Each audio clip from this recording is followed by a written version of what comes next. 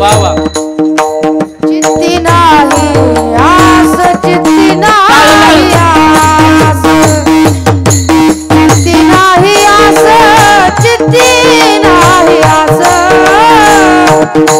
चित्ती नाही आस चित्ती नाही आस हे चित्ती नाही आस चित्ती नाही आस चित्ती नाही आस चित्ती नाही आस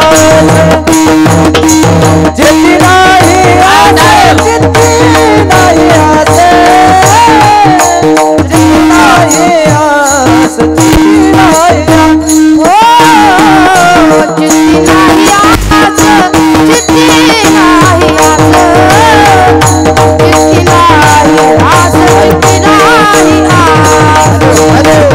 चित्ती नाही आस चित्ती नाही आस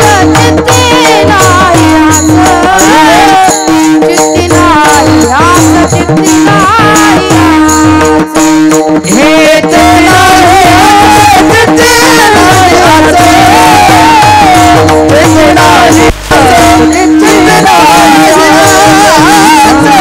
चित्ती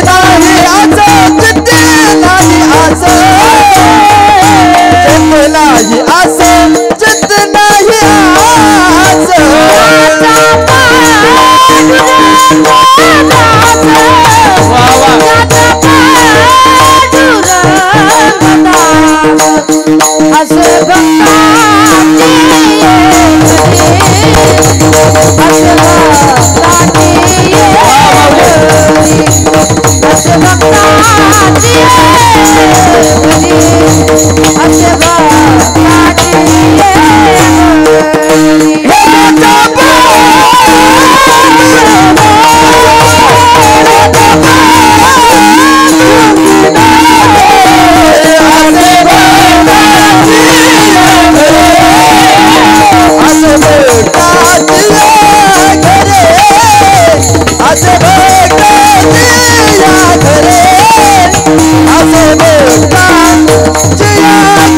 नाही आस